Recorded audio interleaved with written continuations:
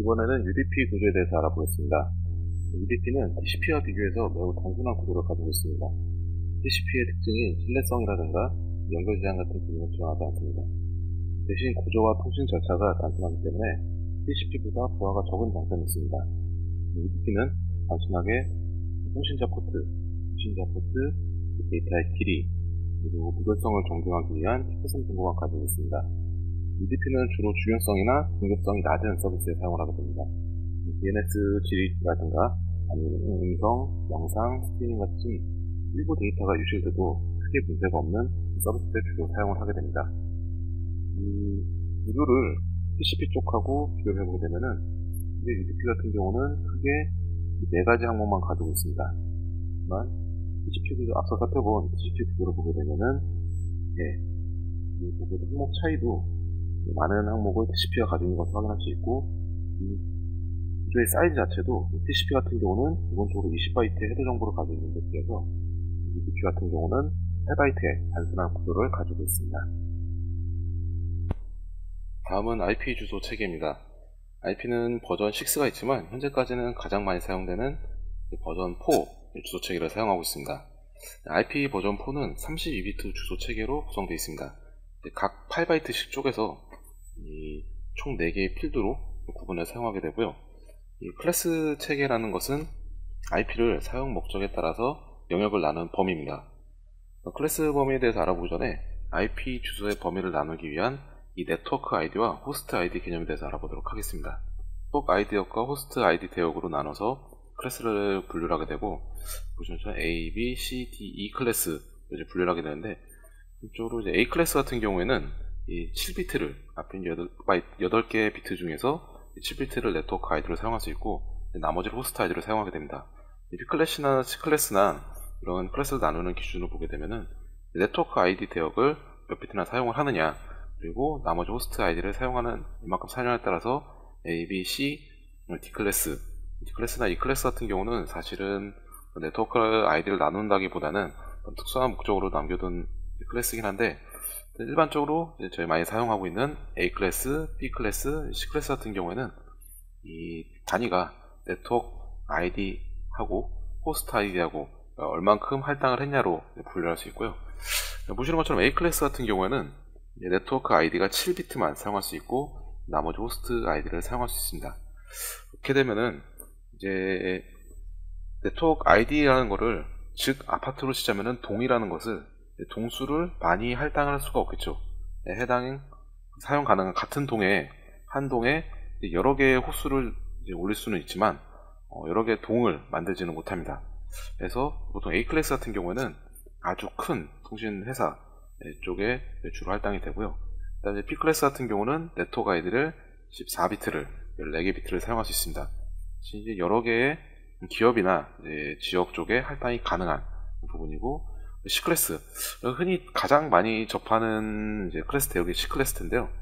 일반적으로 공유기를 사용을 한다든가 아니면은 라우터 같은 라우터 대역에 있는 이 네트워크 대역들이 대부분 C 클래스로 할당을 받게 됩니다. 보시는 것처럼 호스트 아이디가 이제 8개 비트만 사용할 수 있기 때문에 이 C 클래스로 할당받은 IP 대역에는 일반적으로, 물론 이제 이것도 변경할 수 있는 방법이 있긴 한데, 기본적으로는 8비트 255개까지 PC라든가 서버라든가 네트워크 장비들이 붙을 수가 있습니다. 일반적인 사무실 규모나 어떤 공간적인 랜 영역의 공간이라면은 255개 노드로 충분히 커버 가능한 수준이고요. 물론 마지막 255 쪽은 브로드캐스트라든가, 그리고 보통 이 호스트 아이디의 첫 번째는 게이트웨이로 좀 많이 사용하기 때문에 기본적으로 한 250개 정도 가량의 노드를 쓸 수 있다고 생각하시면 될 것 같습니다. 그 밖에도 여기는 IP 대역 중에 특수한 목적으로 사용하는 IP 대역들이 있죠. D 클래스 같은 경우는 멀티캐스트용으로 사용을 하고요. 그리고 E 클래스 같은 경우에는 미리 사전에 예약되어 있는 영역으로 사용을 하게 되고요. 그 밖에도 127.0.0.0 대역, 루프백이라고 하는 로컬 IP로 사용하는 127.0.0 대역이 있고, 사설 IP 대역 10점대라든가 172.192.168 대역, 이런 부분들은 사설 IP로 사용할 수 있는 특수한 IP들은 미리 좀 지정이 되어 있습니다. 네, 다음은 IP 버전 6인데요. IP 버전 6 같은 경우에는 가장 이 컨셉 자체가 IP 버전 4가 32비트 주소를 체계를 사용하고 있는데, 현재 완전 다 고갈이 되어 있는 상태입니다. 더 이상 신규로 IP 버전 4의 주소는 할당되지 않고, 이제 기존에 할당된 IP들을 또 서로 나눠가지고 사용을 하고 있습니다. 그러다 보니까 실제로 인터넷을 사용하는 단말기들, 스마트폰도 그렇고 가전제품들도 점점점 다 인터넷으로 커넥트가 되고 있는데, 이런 부분들에서 주소가 부족하기 때문에 좀 더 많은 주소 체계를 가진 인터넷 프로토콜 주소가 필요하다라는 그런 컨셉으로 시작이 됐고요. 일단 이 IP 버전 4가 32비트 주소를 공간을 제공하는데, IP 버전 6 같은 경우는 128비트의 주소 공간을 제공하게 됩니다. 거의 이제 무한대에 가까운 주소 체계를 사용하게 되고요. 그리고 16비트씩 8개의 필드로, 아까처럼 IP 버전 4처럼 이제 다수로 점으로 구분하는 게 아니라 콜론으로 해서 16진수로 표현을 하게 됩니다. IP 버전 4하고 6하고의 비교는 대충 이렇게 좀 정리를 했고요. 일단 가장 기본적인 거는 주소 체계를 좀 무한하게 사용할 수 있다는 점하고, 일단 주소를 부여하는 방식 자체도 IP 버전 4랑은 좀 다릅니다. IP 버전 4 같은 경우에는 이제 클래스 체계에 따라서 이 주소 IP 대역이랑 호스트 대역이라고 네트워크 대역 아이디를 서로 부여가 됐는데, 이런 클래스 체계가 아니라 이 아우터에 있는 IP 버전 6의 프리픽스 값하고 나머지를 스스로 이 IP 버전 6를 지원하는 장비가 주소 체계를 스스로 만들 수가 있습니다. 그런 차이점들이 있고요. 그리고 어떤 캐스팅 방법에서도 좀 차이를 보이는데, 이 부분에 대해서는 나중에 따로 한번 좀 더 자세히 알아보도록 하겠습니다. 다음은 서브넷과 슈퍼넷이라는 건데요. 아까 이제 말씀드렸던 IP 버전 4에서 서브넷 IP 네트워크 IP 대역하고, 그리고 호스트 호스트 아이디 대역이 따로 있다고 이제 말씀을 드렸는데요. 이 네트워크의 대역이 있기 때문에 이 네트워크 A라는 네트워크 대역하고 B라는 네트워크 대역하고 이 개별 범위의 IP를 이제 분할하기 위해서 이 부분을 구별해주기 위해 사용하는 게 서브넷이라는 겁니다. 일반적으로 윈도우에서도 그 IP 주소 입력을 하는데 보면은 서브넷 마스크라고 하는 항목들이 있어요.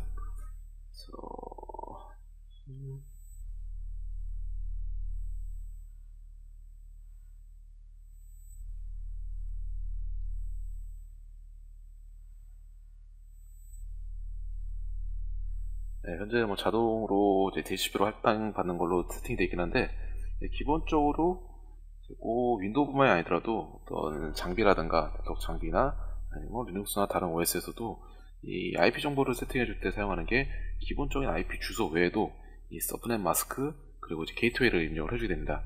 이 서브넷 마스크가 필요한 이유가 IP 대역이 서로 다 다르게 서로 다른 대역으로 할당이 되어 있기 때문에 이 같은 대역의 호스트 수를 표기를 해주 같은 대역의 호스트를 표기하기 위해서 클래스별로 서브넷 마스크를 넣어주게 되고요. 기본적으로 C 클래스 같은 경우는 255, 255, 255 공번이 들어가게 됩니다. 그래서 아까 말씀드렸잖아요. 그 앞에 있는 부분인 네트워크 아이디고, 실제로 C 클래스 같은 경우에는 이 뒤에 8비트만 호스트 아이디로 어떤 PC라든가 서버라든가 장비한테 할당할 수 있기 때문에 이제 사용하고 있는 이 클래스 대역을 1로 표기를 해서 255, 255, 255 공번을 써주게 됩니다. 서브네팅하고 슈퍼네팅이라는 개념이 나오는데, 이 서브네팅하고 슈퍼네팅 개념은 처음에 C클래스를 이제 기준으로 했을 때 현재 이 C클래스 대역에 할당할 수 있는 노드 수는 약 250개 가량 사용 못하고 있는 IP를 제어를 하고 약 250개 가량을 이제 사용할 수가 있는데, 실제로 한 네트워크 대역에 꼭 PC라든가 서버가 250개가 딱 맞아서 떨어지게 사용되는 경우가 별로 없습니다. 실제로 이제 그거보다 더 적게 쓰거나 한 사무실에서 네트워크 대역을 나눠놨는데 실제로 거기 사용되고 있는 IP는 PC가 10대밖에 없어서 10개밖에 사용하지 않는다. 그럼 나머지 한 240개가량의 IP는 이제 낭비가 되는 거거든요. 반대로 사무실이라든가 이런 작업장의 이제 네트워크 규모가 커서 255개를 넘어가는 수가 있습니다. 한 300개 정도의 PC라든가 장비들이 사용되고 있는데, 그것 때문에 네트워크 대역을 2개를 할당하기에도 낭비가 발생하고, 그리고 이 같은 네트워크 대역에는 이제 그 브로드캐스팅 앞에 이제 캐스팅 부분을 잠깐 넘어갔는데, 브로드캐스팅 도메인이라고 하는 같은 브로드캐스팅 영역을 공유를 하게 됩니다. 여러분들이 혹시 그 프린터 같은 거를 설치할 때 프린터 드라이버를 설치하고 그런 프린터 탐색 기능들이 있는 프린터 프로그램을 설치하게 되면은 그 프린터를 검색을 해줘요. 제가 직접 프린터에 대한 IP를 입력하지 않아도 프린터를 탐색을 해주는 경우가 있는데, 이게 같은 네트워크 대역 안에 있을 때 브로드캐스팅으로 프린터에 대한 정보를 다 뿌려가지고 이렇게 받아오는 거고, 그리고 IP를 지금 방금 보셨던 것처럼 이 PC도 동일하게 지금 세팅이 되어 있는데, 자동으로 IP를 할당 받음으로 이제 체크를 해놨을 경우에 DHCP 프로토콜을 사용하게 되는 이 자동 IP 할당을 받았을 때도 그냥 아무것도 입력을 하지 않았는데도 IP 된 정보를 넣지 않아도 스스로 IP 정보를 받아와서 자동 할당된 DHCP 정보를 받아와서 IP를 세팅을 하고 인터넷에 사용할 수 있습니다. 이런 것들이 다 가능한 이유가 같은 IP 대역 안에서 브로드캐스팅으로 DHCP 서버에 대한 정보를 다 쫙 뿌려서 거기다 응답을 받거나, 아니면 아까 말씀드린 프린터 탐색 같은 경우도 브로드캐스팅 정보를 쫙 뿌려서 응답을 받아서 이제 가능한데, 이렇게 이 IP 대역이 넘어가 버리게 되면은 295개가 호스트가 넘어가게 되면은 2개의 네트워크 대역으로 나누면은 이제 그런 브로드캐스팅을 넘어가게 일반적으로는 이제 넘어가게 할 수가 없습니다. 브로드캐스팅도 릴레이 하는 방법이 있긴 하지만 일단 기본적으로는 네트워크 대역이 달라지기 때문에 그런 브로드캐스팅 도메인을 공유할 수가 없는 문제점이 있어서, 그래서 이제 사용을 하는 게 서브네팅하고 슈퍼네팅이라는 기법이 있는데요. 서브네팅은 말 그대로 이 사용하고 있는 PC 수가, 노드 수가 255개보다 작을 경우에 네트워크를 더 잘게 나눠서 호스트 수를 줄이는 방법입니다. 보시는 것처럼 원래 그 C클래스 같은 경우에는 이렇게 24개의 비트를 네트워크 아이디로 사용을 하게 되는데, 이거를 하나 더 늘려서 대신 그만큼 호스트 수는, 사용할 수 있는 호스트 수는 줄겠죠. 네트워크 비트 수를 하나 늘려가지고 사용을 하는 게 서브네팅 방법이고요. 슈퍼네팅은 이제 반대로 255개보다 넘어가는 더 많은 노드를 사용하기 위해서는 반대로 네트워크 이 아이디 숫자를 하나 줄이고 대신 호스트 아이디 숫자를 하나 늘려가지고 유동적으로 사용할 수 있는 같은 네트워크 대역 안에 호스트를 늘리는 기법들입니다. 그 밖에 이제 사이더라고 하는 CIDR 부분인데, 아까 말씀드렸던 것처럼 이제 클래스 체계의 IP 주소는 여러 가지 문제점들이 있습니다. 어떤 대역을 일정 숫자로 이제 반드시 나눠야 되고 이런 문제점들이 있기 때문에 이제 이런 클래스 체계가 아니라 네트워크 어드레스하고 서브넷 마스크를 통해 가지고 이거를 좀 유연하게 사용을 하자라는 컨셉으로 나온 게 CIDR이고요. 그래서 이 표기법 자체도 여기에 나와 있는 이 사이더 표기법 자체도 요 24라고 19168 1.0 그리고 이제 슬래시하고 24라고 되어 있는데, 이 24가 앞에 나와 있던 네트워크 아이디로 사용하는 이 비트 수, 이 비트 수를 표기를 한 게 이렇게 24라고 표기를 한 겁니다. 이거를 이제 풀어쓰게 되면은 서브넷 마스크가 255, 0번이 되겠죠. 그리고 어떤 사용하는 1번 비트들, 네트워크 아이디의 비트 수를 기재를 하면은 이런 식의 표기가 되고요. 그리고 VLSM도 사실은 같은 개념입니다. 어떤 호스트를 서브네팅 방식으로 해서 이 사용하는 네트워크 아이디 개수하고 호스트 개수를 기재를 해서 나누는 게 아니라 가변길의 이제 프리픽스를 사용해서 서로 다른 호스트 범위들을 사용하는 네트워크 방식이고요. 현재 사용되고 있는 여러분들이 이제 실제 사무실이나 아니면 뭐 학교에서 아니면 이제 IDC에 사용하고 있는 IP 주소 체계는 버전 4라 하더라도 이 사이더 방식을 모두 사용한다고 보시면 될 것 같습니다. 다음은 이제 데이터의 캡슐화인데요. 데이터 이제 뭐 캡슐레이션, 인캡슐레이션, 디캡슐레이션 이런 이제 표현을 쓰게 되는데, 이 TCP/IP 모델에서 네트워크 모델에서 7계층의 이제 모델이 있다고 말씀드렸는데요. 이제 물리적 계층부터 시작해서 뭐 데이터 등등등등 쭉 올라가서 어플리케이션 영역까지. 근데 실제로 사용자가, 그러니까 PC에서 사용하는 사용자가 가령 뭐 카카오톡 메시지를 보낸다든가 아니면은 뭐 전자메일을 보낸다든가 했을 때 내용들을 입력을 하고 전송을 누르게 되는데, 실제로 이제 그건 사용자 단에서 어떤 메시지를 입력을 하게 됩니다. 여기 데이터라고 표현된 부분들이 이 메시지를 입력을 하게 되는데, 이 메시지가 실제로 전달이 돼서 상대방이 이 메시지를 확인하기까지, 나는 이제 메시지만 단순하게 입력을 했지만 이 어플리케이션 영역에서 사용자의 접점인 어플리케이션 영역에서 데이터를 입력을 했을 때 이 각 계층을 내려가면서 어떤 헤더 정보가 붙고, 그 다음 계층에 또 헤더 정보가 붙고, 헤더 정보가 붙고, 헤더 정보가 붙고, 헤더 정보가 붙고, 네. 그리고 이제 이 계층 같은 경우에 이제 트레일러라는 정보도 같이 붙긴 하는데, 어쨌든 내가 보내는 데이터를 보내는 이 메시지 자체를 그대로 전송하기 위해서 이 데이터만 가는 게 아니라 각각의 헤더 정보들이 붙게 됩니다. 아까 이제 살펴봤던 TCP나 UDP 같은 경우에도 헤더 정보들이 있었잖아요. UDP 같은 경우는 뭐 단순하게 보내는 쪽, 받는 쪽, 포트 정보라든가 뭐 체크선 정보 이런 것들만 들어가고, TCP 같은 경우에는 좀 더 복잡하게 싱크 정보라든가 아니면 플래그 정보, 이런 여러 가지 헤더 정보들이 쭉 붙게 되는데, 이런 구조를, 데이터를 보냈을 때 이 데이터가 캡슐화 이렇게 쌓인다는 거죠. 랩핑되는 거죠. 캡슐화되고 다음 계층에서 또 캡슐화되고 캡슐화되고, 그리고 상대방한테 전달했을 때는 이 캡슐했던 거를 다시 다 까봐서 디캡슐레이션 시켜서 실제 원래 메시지만 복원하는 이런 과정을 데이터의 캡슐화라고 부르게 됩니다. 다음은 이제 포트에 관련된 내용인데요. 포트는 시스템에서 실제로 데이터를 보내고 받는 데 사용되는 논리적인 할당 위치를 말합니다. 이 논리적인 할당 위치라고 하는 것은, 내가 PC 쪽에 보내는 쪽도 그렇고 이제 그 보내는 데이터를 수신받는 쪽도 마찬가지인데, IP 주소는 하나만 가지고 있습니다. 하나의 IP 주소를 가지고 있는데, 이제 물론 이제 뭐 NIC 카드를 여러 개를 장착을 해서 뭐 여러 개 IP를 만드는 경우는 있지만, 일반적으로 통신에 필요한 것은 한 개의 이제 IP 주소입니다.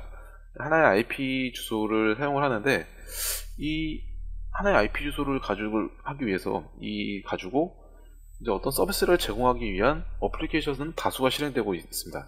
기본적으로 제가 이제 브라우저, 익스플로러라든가 크롬이라든가 브라우저를 여러 개 띄울 수 있고, 어떤 메신저도 띄워놓고, 밖에 이제 뭐 인터넷을 하는 인터넷 방송도 띄워놓고, 이렇게 여러 가지 어플리케이션을 띄워놓을 수 있는데, IP 주소는 하나인데 이제 이거를 사용하려고 하는 응용 프로그램들이 여러 개다 보니까, 또 이제 논리적으로 하나의 이제 IP 주소에 대해서 서로 어떤 커넥션을, 이 애플리케이션 1번이 가지고 있는 커넥션, 어플리케이션 2번이 가지고 있는 커넥션, 이제 서로 다 다르기 때문에 이제 논리적으로 할당되어 있는 각 프로세스들 혹은 이제 서비스에 할당된 위치를 말합니다.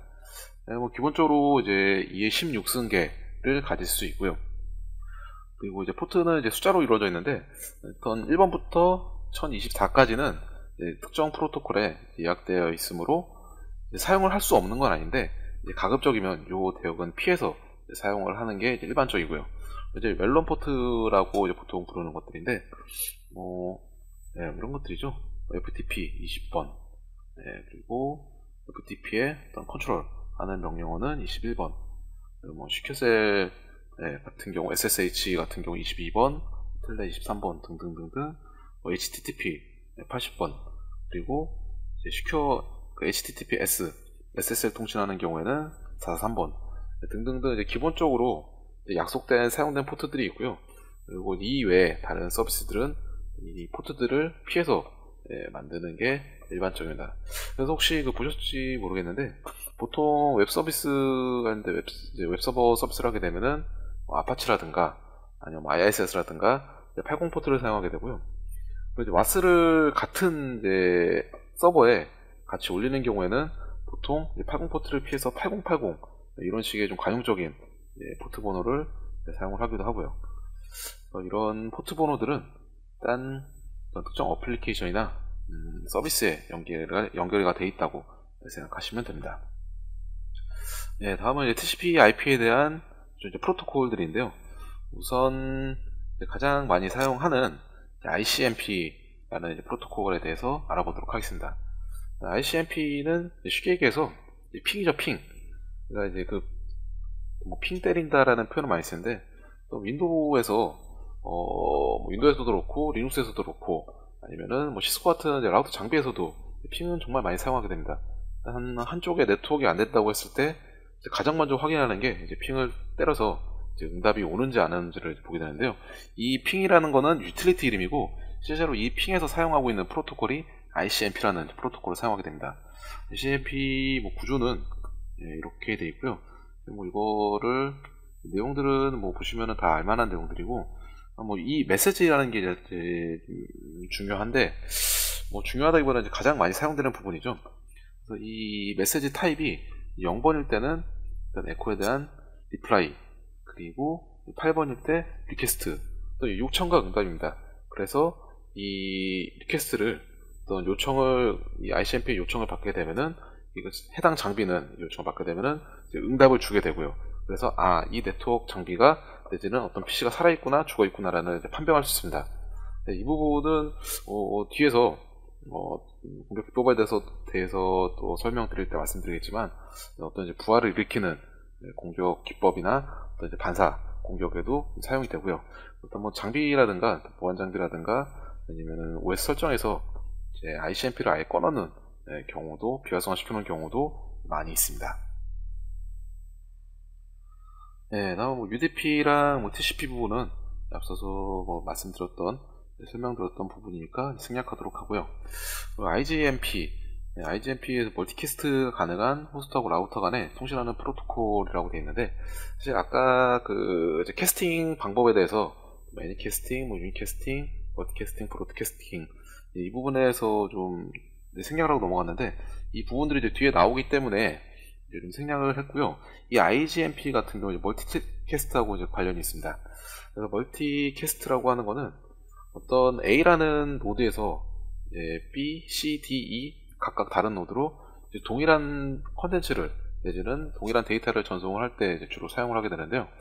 이제 가장 쉽게 어떤 TV 방송을 생각하시면 됩니다. 방송국에서 송출하고 있는 정보가 각 TV로 수신되긴 하는데, 그 TV로 수신되는 정보들이 서로 다른 어떤 맞춤형 정보가 아니라 동일한 컨텐츠가 전송이 되게 됩니다. 그런데 A라는 곳에서, A라는 서버에서 이 정보를 수신하는 B, C, D, E라는 곳으로 데이터를 다 보낼 때 B 따로 보내고 C 따로 보내고 D 따로 보내고 E 따로 보내고, 이렇게 되면 동일한 데이터를 여러 번 전송을 해야 되는 낭비가 발생하게 됩니다. 그래서 이런 낭비를 줄이고자 해당 대역 안에 있는 같은 이 정보를 수신받는 그룹을 생성하게 되고요. 이 그룹에다가 같은 데이터를 보내서 여러 번 쏠 필요 없이 해당 그룹에 한 번의 데이터를 전송을 해서 각각의 노드들한테 전송하는 그걸 멀티캐스트라고요. 그리고 이 멀티캐스트 그룹을 관리하는 프로토콜이 바로 IGMP가 되겠습니다. 다음은 이제 ARP. ARP 같은 경우는 주소를 우리가 이제 일반적으로 인터넷 사용할 때 IP 주소 기반으로 이제 데이터를 교환하게 되는데, 실제로 이 IP 주소를 할당받기 전에 랜카드라고 부르는 NIC 쪽에는 이제 맥 어드레스라고 하는 하드웨어 물리 주소가 있습니다. 이 하드웨어 물리 주소에 따라서 이 IP 주소를 매핑을 하게 되는데요. 그래서 우리가 일반적으로 이제 같은 네트워크 대역, 같은 이제 브로드캐스팅 도메인 내에서는 이 맥 어드레스를 통해서 서로 이제 통신이 가능합니다. 2계층까지에서는 이 맥 어드레스 통신이 가능한데, 실제로 어떤 이제 게이트웨이를 지나서 인터넷을 할 때는 이제 IP 주소만 유효하고, 이제 맥 어드레스라는 정보 가지고는 해당 노드를 이제 식별하는 게 불가능이 되고요. 일단은 이제 하드웨어, 랜카드 하드웨어 맥 어드레스 주소하고 이 IP 주소가 1대1로 이제 매핑이 돼야 되는데, 이제 그런 이 IP 주소하고 해당 IP 주소를 가지고 맥 어드레스를 알아낸다든가, 아니면은 맥 어드레스 주소를 가지고 해당 IP 주소를 알아낸다든가 사용하는 게 ARP, RARP 프로토콜이고요. 이 부분은 이게 차후에 공격 기법에서도 사실 많이 사용되는 부분이고요. 또 IP 스푸핑이라든가 이런 부분에서 주요하게 사용하는 프로토콜이고, 이 부분은 따로 한번 실습 동영상을 만들 계획에 있습니다. 그리고 나중에 다시 공격 기법 쪽에서 좀 자세히 알아보도록 하겠습니다. 네, 그럼 유니캐스트, 멀티캐스트, 브로드캐스트, 앞서서 말씀드렸던 부분이고, 우선 유니캐스트 1대1 통신입니다. 해당 A라는 노드에서 B라는 노드로 데이터를 보낼 때 보내는 가장 일반적인 통신이고요. 멀티캐스트 같은 경우는 이제 그룹 단위로 묶어서 같은 데이터를 전송을 할 때 일일이 다 보는 게 아니라 해당 그룹으로 보내는 멀티캐스트 방식이 있고, 브로드캐스팅은 같은 네트워크 대역 내에 모든 데이터를 쫙 다 뿌리게 됩니다. 25252525 IP 주소가 이제 브로드캐스트 용으로 할당이 되어 있고요.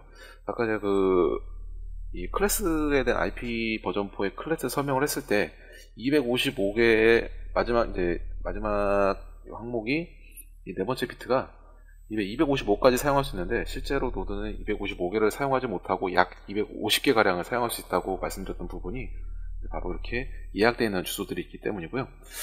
그 유니캐스트, 멀티캐스트, 브로드캐스트가 기본적으로 있고, 이제 애니캐스트라고 하는 IP 버전 6에서 새로 나온 애니캐스트라는 캐스팅 방식이 있는데, 애니캐스트라고 하는 방식은 CDN이라든가 아니면은 DNS 서비스 이런 데 주로 사용하게 되는데요.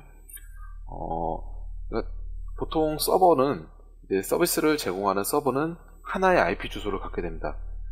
고유한 IP 주소 하나를 가지고 있어서 사용자가 해당 서버에 접속할 때 그 IP를 접속을 하게 되면은 그 물리적인 서버까지 가서 데이터를 전송하고送信받고 서비스를 받게 되는데, 애니캐스트라는 방식은 여러 개의 서버에, 여러 개의 장비에 동일한 IP 주소를 가지고 서비스를 하게 됩니다. 그래서 사용자가 어떤 특정 서비스에 접속을 하고자 했을 때 그 해당 주소를 치게 되면은 자신에게서 물리적으로 지역적으로 가장 가까운 서버 쪽으로 접근을 해서 서비스를 제공받을 수 있는 그런 방식이고요. 그래서 CDN이라든가 데이터를 컨텐츠를 딜리버리하는 그런 서비스라든가 DNS 서비스 이런 데서 주로 사용되고 있습니다. 캐스팅에 대한 부분들은 이 정도로만 정리를 하시면 될 것 같고요.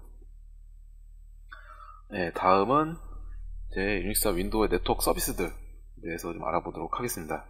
첫 번째는 DNS. 가장 잘 알고 계시죠? 여기가 일반적으로 그 IP 주소는 외우기가 힘들기 때문에, 숫자로 이루어져 있어서 외우기가 힘들기 때문에 www 다음.net 아니면은 네이버.com 이런 식의 URL 주소를 치게 되면은 그 주소를 DNS 지리를 통해서 IP 주소를 다시 변경을 해서 해당 IP 주소를 받아서 접속을 하는 그런 데 사용하는 프로토콜이고요.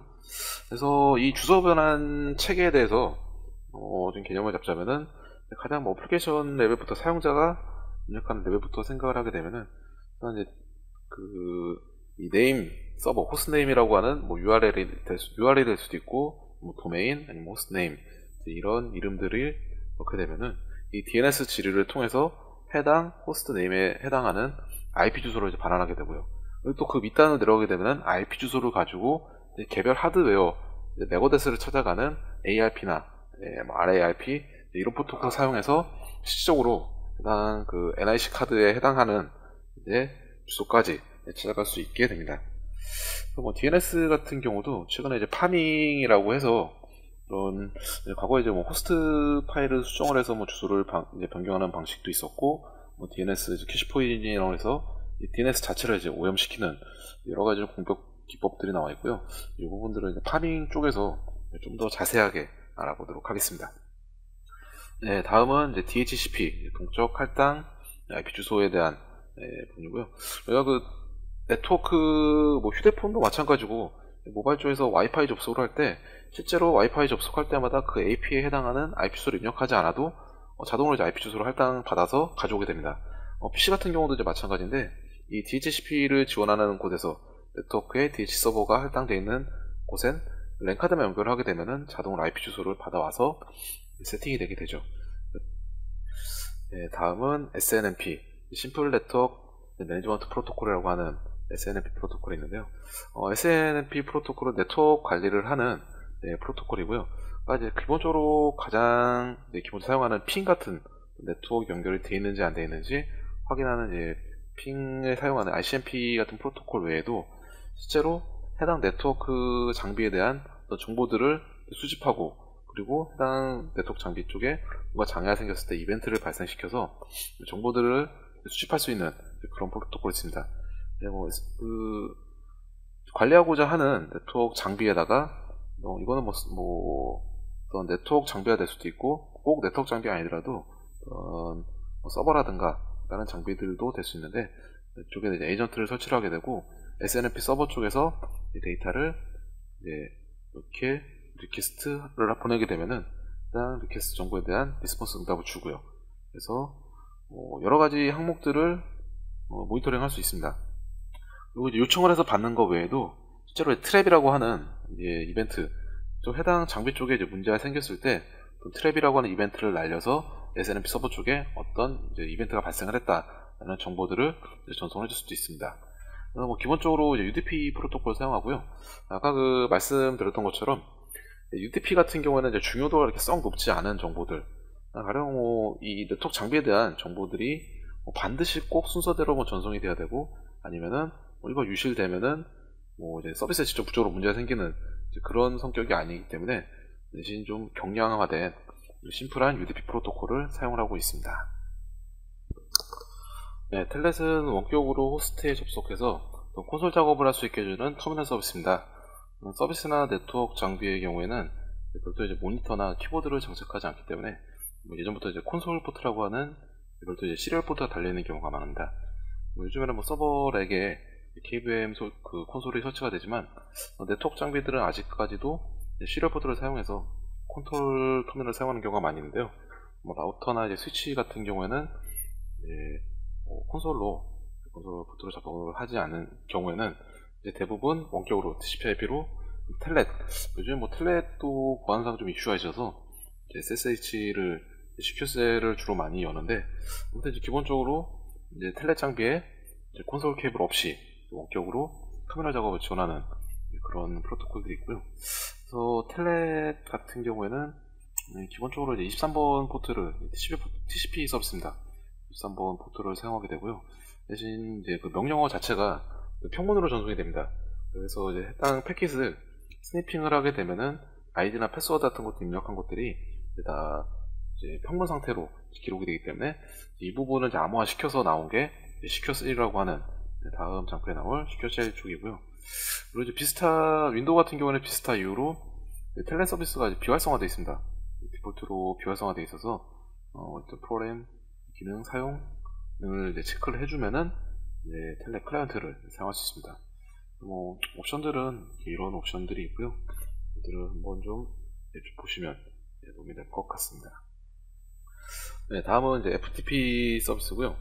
FTP는 기본적으로 파일 전송을 지원하는 프로토콜입니다.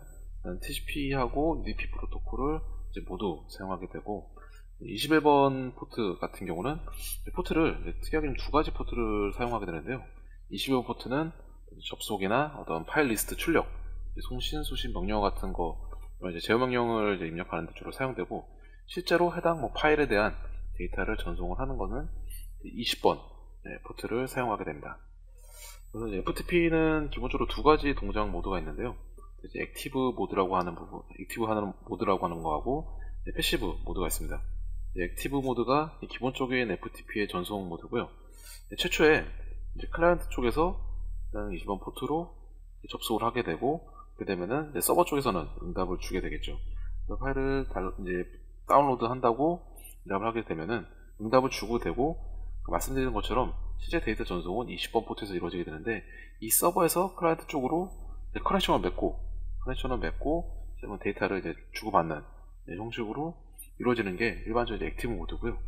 이 액티브 모드에 문제가 있는 게, 주로 최근에는 클라이언트 사용자 쪽에서 사용자 측 네트워크가 방화벽으로 막혀 있던가, 아니면은 공유기를 사용해서 사설 IP 대역을 사용을 한다든가 해서 실제로 지금 액티브 모드처럼 외부에 있는 FTP 서버가 이 클라이언트 쪽으로 바로 붙을 수 있는 방법이 지원되지 않는, 제한되는 경우가 많이 있기 때문에, 그래서 나온 게 패시브 모드라는 방식인데요. 마찬가지로 클라이언트에서 21번 포트로 접속을 해서 커넥션을 맺고 접속을 해서 명령어를 낸다든가 이런 기능을 수행하게 되고, 데이터를 전송할 때도 액티브 모드에서처럼 서버가 클라이언트 쪽으로 붙는 게 아니라 이 데이터 전송 시에도 클라이언트가 서버 쪽으로 커넥션을 맺어서, 즉 클라이언트에서 보통 외부로 나가는 아웃바운드는 이제 열려있는 경우가 많기 때문에 이렇게 클라이언트에서 서버로 접속을 해서 데이터를 전송하는 이런 방식을 패시브 모드라고 합니다. 패시브 모드에서 사설 IP, 나팅 돼 있는 네트워크 대역이라든가 공유를 사용한다든가 아니면 방화벽이로 이제 외부에서 인바운드로 들어온 거를 차단하고 있다든가 이런 경우에 패시브 모드를 사용을 하게 됩니다. 그리고 이제 FTP에는 TFTP라고 하는 프로토콜이 있는데요. 아까 FTP 쪽 TCP를 사용하고 UDP를 사용하는 것도 있다고 이제 말씀을 드렸는데, 이 TFTP가 UDP 프로토콜을 사용하는 그런 경량화된 FTP 서비스를 사용하게 됩니다. 보통 IDC나 아니면은 네트워크 장비나 서버 쪽 이쪽에 좀 관리하시는 분들이 좀 많이 사용하실 텐데, 경량에 이제 전용 OS를 설치를 한다든가 아무것도 없는 디스크도 없고 CD롬도 없고 아무것도 없는 장비에서 OS를 설치하다든가 했을 때 네트워크로 이 TFTP를 이용해서 네트워크로 OS를 설치하는 용도로 주로 사용하게 되고요. 어떤 특징은 TCP하고 비교해서 UDP UDP 프로토콜을 사용한다는 거하고 어떤 인증 기능이 없다는 거 등등등 용료 개수나 이런 것들이 있고, 그래서 이런 것들이 어떤 보안상 실은 이제 인증 기능도 없고 UDP를 사용하고 이런 부분 때문에 사실 좀 보안에 취약하죠. 일반적인 실제 운영하는 서비스에 대한 파일 전송 용도로 사용하지 않고 좀 특수한 목적, OS를 설치한다든가 그런 특수한 목적에 따라서 제한적으로 쓰고 있기 때문에 기본적으로 이제 서비스를 운영하고 있는 서버라면은 이 TFTP는 이 서비스는 비활성화 시키는 게 보안상 바람직한 부분입니다. 그러면 SNMP, POP3, IMAP 이제 모두 메일 전송과 관련된 이제 프로토콜들이고요. SNMP 같은 경우는 이제 메일 전송 쪽 심플 메일 트랜스퍼 프로토콜이라고 하는 전자메일 전송하는 이제 표준입니다. 이 SNMP 서버에서 서버 간으로 메일을 이제 보내는 것도 그렇고, 아니면은 클라이언트에서 메일 에이전트 프로그램을 통해서 아웃룩이라든가 이런 에이전트 프로그램에서 메일을 보내는 것도 마찬가지고, 또 이제 SNMP를 사용해서 메일을 전송하게 되고요. POP3 같은 경우는 메일을 수신하는, 주로 이제 메일 서버에 있는 메일 데이터들을 클라이언트 쪽으로 가지고 오는 사용을 하는 그런 프로토콜들이고요. 그리고 IMAP도 이제 마찬가지로 메일을 가지고 오는 프로토콜인데, 차이점이 POP3하고 좀 비교를 하자면은 POP3는 메일을 다 가져오게 되는데, 서버에서 이제 기본적으로 이제 디폴트로 이것도 이제 설정을 하기에 따라서 다르긴 한데, 서버에서 이제 메일을 가져온 메일을 삭제하게 됩니다. 근데 IMAP 같은 경우에는 서버에다 남겨두고 실제로 그것만 복제만 해서 가져오는 그런 기능들이 있고, 이제 포트라든가 규격들은 더 좀 자세하게 후에 메일 보안 쪽에서 살펴보도록 하겠습니다. 워크그룹하고 도메인이라고 하는 부분인데요. 이 워크그룹도 그렇고 도메인도 그렇고 네트워크를 관리 내지는 이제 운영하는 서비스 단위로 운영하는 그 단위로 생각하시면 되는데요. 워크그룹 같은 경우에는 제가 윈도우에서 내 네트워크 내지는 내 컴퓨터 아니면 내 작업 그룹 이런 식의 네트워크 환경에 들어가게 되면은 자기랑 같은 네트워크 대역에 있는 PC들이 다 볼 수가 있긴 한데요. 그래서 공유 폴더를 공유를 해서 같은 네트워크 대역 안에서 노드에 들어가서 이제 공유 폴더에 있는 내용들로 파일을 공유한다든가, 아니면은 같은 네트워크에 있는 프린터 공유를 해서 프린터를 출력을 공유해 쓴다든가, 이렇게 하는 이제 개념이 워크그룹. 기본적으로는 같은 네트워크 그룹 안에 있는 같은 클래스 대역에 있는 네트워크 그룹을 기본적으로 단위로 하고요. 그래서 이제 모든 컴퓨터가 같은 로컬 네트워크나 같은 서브넷, 같은 대역 안에 위치하고 있는 게 보통이고요. 도메인이라고 하는 부분이, 이 도메인이라는 단어가 네트워크에서는 여러 가지 좀 의미로 사용되고 있는데요. 저희 기본적으로 URL 같은 것도 이제 도메인이라고 부르게 되고, 네트워크 영역을 나누는 것도 이제 도메인이라고 부르게 되는데, 여기서 워크그룹에 대비되는 도메인이라는 단어는 기본적으로 그 윈도우에서 사용하는 액티브 디렉토리의 단위를 도메인이라고 하게 되고요. 이 워크그룹하고 도메인은 이제 어떻게 다르냐면은, 말씀드린 것처럼 워크그룹 같은 경우에는 이제 모든 컴퓨터가 같은 로컬 네트워크 대역이나 서브넷 안에 있는 것을 워크그룹이라고 하는데, 실제로 이 도메인은 굳이 이제 물리적으로 같은 대역에 있을 필요가 없습니다. 그래서 기업에서 그 회사에서 액티브 디렉토리를 실제로 쓰고 있는 기업에 계시는 분들은 좀 이해가 빠를 것 같은데, 실제로 뭐 A라는 회사가 있으면은 이제 그 A라고 하는 최상위 도메인 그룹을 가지고 있고, 이 A라는 회사의 부서가 뭐 1번 부서가 있고 2번 부서가 있고 3번 부서가 있고, 그리고 이 부서가 이제 같은 건물에 있는 게 아니라 4번 부서 같은 경우는 이제 미국의 지사가 있습니다. 그래서 이제 미국의 지사가 물리적으로 아니면은 이제 네트워크적으로 이제 떨어져 있는 부분이 있는데도 이 부분을 관리하기 위해서는 이 계층적으로 관리가 좀 할 수 있는 개념이 필요하고요. 그게 바로 이제 도메인이라는 개념인데, A라는 회사에 뭐 A.1 하고 하는 1번 부서가 있고, A.2 2번 부서가 있고, 뭐 A.3 3번 부서가 있고, A.4 이렇게 뭐 4번 부서가 있고요. 뭐 원래는 최상위 도메인이 뒤로 가긴 하는데, 뭐 이제 편의상 설명의 편의상 말씀드리자면은, 또 미국에는 지사도 같은 네트워크 대역에 같은 네트워크 그룹으로 이제 묶어서 뭐 A.4라고 하는 이런 각각의 A라는 도메인 밑에, 최상위 도메인 밑에 1, 2, 3, 4 뭐 부서별로 나누고, 또 지서를 또 나누고 계층적으로 이제 관리를 해서 같은 도메인을 쓰는 대역들을 서로 계층적으로 묶어서 관리하는 게 바로 이제 도메인이라는 개념입니다. 그래서 뭐 이 부분에 대해서는 사실 뭐 도메인 자체가 뭐 딱히 보안 쪽이랑 크게 이제 연관 있는 부분은 아닌데, 이제 네트워크 부분에서 워크그룹과 도메인에 대해 설명을 드리기 위해서 액티브 디렉토리를 AD 환경을 예로 들었습니다. 네, 다음에 뭐 터미널 서비스 등 이제 아까 말씀드렸던 뭐 텔넷 같은 경우도 그렇고, 이제 윈도우에서는 원격 데스크탑, 이런 원격 관리 서비스들이 있고요. 시큐어셀, 말씀드렸던 텔넷과 사실은 동일한 서비스를 제공합니다. 동일한 서비스를 제공하는데, 이제 시큐어셀 같은 경우에는 실제로 이제 통신 데이터를 암호화를 수행하기 때문에 지금 평문으로 뭐 아이디나 패스워드를 입력을 한 것을 네트워크 이제 스니핑을 통해서 패킷을 캡처하더라도 실제로 뭐 이 부분에 대해서 암호화가 돼서 어느 정도는 좀 안전성이 보장된 서비스들을 제공할 수 있고요. 이 시큐어쉘을 이제 단순 텔레 서비스만 제공하는 건 아니고, 이제 뭐 FTP 같은 경우에도 이제 이런 암호화를 제공을 하게 되면은 뭐 SFTP라고 시큐어 FTP 이런 식으로 보통 대부분 이제 S자가 붙는 이제 서비스들이 시큐어 자가 붙어서 이제 암호화를 수행하는 그런 서비스라고 보시면 될 것 같습니다. 다음은 인터넷 공유하고 나트.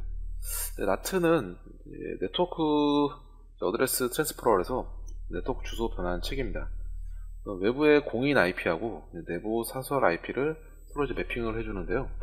아까 그 IP 버전 4하고 IP 버전 6를 설명드리면서 IP 버전 6가 나온 가장 주된 이유가 IP 버전 4라고 하는 주소 체계의 포화 상태, 더 이상의 주소가 고갈이 돼서 사용할 수 없기 때문에 IP 버전 6가 등장했다고 하는데, 실제로 여러분들이 어떤 PC나 아니면은 휴대폰이라든가 뭐 스마트 기기들, 디바이스들 보게 되면은 아직까지도 대부분이 IP 버전 4를 사용하고 있습니다. 주소가 이제 모든 IP 버전 4 주소가 이제 고갈됐다고 하는데, 아직까지도 계속 IP 버전 4로 서비스를 제공할 수 있을까? 라고 하는데, 가장 핵심이 이 나트라는 것을 이용하고 있습니다. 나트는 우리가 일반적으로 사용, 아까 클래스별로 IP 버전 4에서 있었던 A, B, C 클래스별로 대역마다 공인 IP 대역 하나를 받게 되면은, 이 공인 IP 대역 하나를 하나의 단말기만 물려 쓰는 게 아니라 이거에 대한 사설 IP, 이 내부에 뭐 10점 대역이라든가 아니면은 뭐 공익에서 많이 사용하고 있는 C 클래스의 뭐 192, 168 대역, 이런 식의 이제 여러 개의 사설 IP 대역을 만들어 썼습니다. 그래서 이제 10번 대역 같은 경우에는 요 10번이나 뭐 192나 172 같은 이제 사설 IP 대역은 뭐 A라는 회사에서도 있을 수 있고 B라는 회사에서도 있을 수 있고, 아니면은 A라는 학교에도 있을 수 있고, 가정에 있는 공유기 내외에도 이런 IP는 존재할 수가 있습니다. 이런 IP들을 매핑을 해서 실제로 NAT라고 하는 이 서비스를 이용해서 이 공인 IP랑 매핑을 해서 사용하기 때문에 인터넷상에서 봤을 때는 이 PC가 10점대 IP를 사용하고 있는 게 아니라 210대 이제 공인 IP를 사용하고 있는 것으로 이제 보이게 되는 거죠. 이런 식으로 이제 공인 IP 하나에 이제 여러 개의 사설 IP들을 매핑해서 쓸 수 있기 때문에 여러 개의 단말기들을 PC를 여러 개를 든다든가 아니면은 와이파이를 통해서 무선 공유기를 통해서 스마트폰이라든가 아니면 태블릿 여러 개들을 사용해도 실적으로는 이 공인 IP 하나만 가지고 여러 단말기에 서비스할 수 있는 그런 방식을 말하고요. 그래서 이런 무선 공유기가 이 NAT 역할을 하면 된다고 보시면 됩니다. 무선 공유기 요즘에는 어떤 라우팅 기능이라든가 스위치 기능, VPN 기능들도 하는데 주요 기능은 이 NAT 기능을 하게 되어 있고요.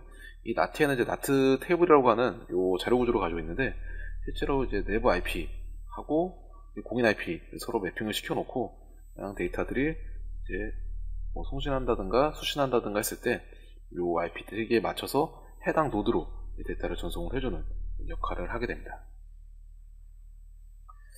그러면 네트워크 활용 쪽. 네트워크 활용 쪽에 첫 번째 이제 라우팅 쪽부터 알아보도록 하겠습니다. 라우팅이라고 하는 것은 네트워크 주소를 A라는 노드에서 B라는 노드까지 가는데 여러 가지 라우터라든가 아니면 네트워크 장비라든가 방화벽이라든가 장비들을 이제 거쳐서 A라는 노드랑 B라는 노드가 다이렉트로 케이블 하나로 연결되는 게 아니라 그 사이에는 이제 무수히 많은 네트워크 장비들을 거치게 됩니다. 이 라우터하고 이 라우터 사이에 이런 경로들을 결정하기 위한 프로토콜을 프로토콜이 있고 이런 역할을 하는 것을 라우팅이라고 합니다. 그래서 라우팅의 분류를 하자면은 우선 기본적으로 정적 라우팅이라고 하는 부분하고 동적 라우팅으로 나눌 수 있는데요. 정적 라우팅은 이 해당 IP 주소 내지는 이 IP 주소 기본적으로 IP 주소가 되겠죠. IP 주소를 탐색을 할 때 어떤 경로로 갈지 관리자가 직접 입력을 해놓은 것을 이제 정적 라우팅이라고 하고요. 동적 라우팅 같은 경우에는 라우터와 라우터 여러 개의 라우터가 서로 정보를 주고받으면서 가장 최적의 경로를 찾아가는 그런 최단 경로를 결정하는 방식을 동적 라우팅이라고 합니다. 그래서 그 정적 라우팅은 실제로 PC에서도 바로 좀 확인해 볼 수 있고요. 이렇게 지금 PC에서도 라우팅 정보가 이제 정적으로 추가를 해줄 수 있는 부분들이 있는데 보시는 것처럼 실제로 네트워크 주소하고 해당 대역 넷마스크로 이 네트워크의 그런 범위들을 표현을 해주고 어떤 게이트웨이 즉 라우터로 이런 대역으로 접속을 할 때 어떤 라우터로 보내겠다 라고 하는 것을 이렇게 라우터 테이블을 만들어 줄 수가 있습니다. 그래서 지금 같은 경우는 이제 랜카드가 지금 이게 하나만 있기 때문에 이제 10점대 그 IP만 좀 보이고 있는데 실제로 랜카드를 두 개 이상 장착을 해서 서로 각각 다른 IP 주소나 IP 대역을 이제 세팅을 해주게 되면은 인터넷 쪽으로 사용되는 대역은 A라는 게이트웨이로 보내고 내부망 서비스 업무망 쪽은 B라는 게이트웨이로 보내고 이런 식으로 이제 망에 대해서 접근을 좀 분리시킬 수 있는 그런 방법도 있습니다. 그리고 이제 그 오토노머스 시스템이라고 하는 이제 자율 시스템 보통 백본 라우터를 기준으로 나누게 되는데 요 AS라고 부르는 경계하고 경계 사이에서 이 AS 내부에서 이 백본망 내부에 있는 라우터 간 이제 통신하는 프로토콜이 있고 그리고 이 AS하고 AS 사이 AS하고 AS 간에 적용되는 라우팅 프로토콜은 서로 이렇게 구별을 할 수가 있습니다. 다음은 네트워크 장비입니다. 네트워크 장비는 기본적으로 계층별로 이렇게 좀 나눌 수가 있는데요. 기본적으로 제가 가장 많이 접할 수 있는 랜카드, NIC라고 부르는 이더넷 랜카드가 있고요. 여러분들이 사용하시는 PC나 노트북, 유선 랜카드가 모두 달려있죠. NIC라고 하면은 단순하게로 랜카드 외에도 이제 광 포트가 있는 FC 단자가 있는 이제 광 이 장비도 NIC라고 부르게 됩니다. 그래서 강 케이블이 들어가는 강 포트에 보통 이제 지휘 모듈을 삽입을 해서 강 통신을 여기다 이제 강 케이블을 연결을 해서 사용하게 되는데, 이런 이제 NIC들이 있고, 허브. 요즘에는 뭐 스위치를 많이 사용하고, 저처럼 뭐 더미 허브라든가 뭐 스마트 허브, 허브하고 뭐 스위치, 진짜 뭐 라우터까지도 해서 사실 그 경계가 좀 불분명하기는 한데, 경계들이 많이 모호해지긴 했는데, 일단 기본적으로 이제 허브라고 하는 장비는 이제 고전적인 의미에서는 허브라는 장비는 이제 L2 계층에서 레이어 2에서 동작을 하게 되고요. 이 허브는 IP 주소를 인식을 하지 못합니다. 이렇게 맥 어드레스만 가지고 해당 노드들을 이제 식별할 수 있고, 그래서 데이터가 이 A라는 포트에서 B, C, 요 노드로 데이터를 보낸다고 했을 때 데이터를 전송하게 되면은 이 허브는 받아서 이 C라는 노드가 IP를 알 수 없기 때문에 모든 노드에 데이터를 다 뿌리게 됩니다.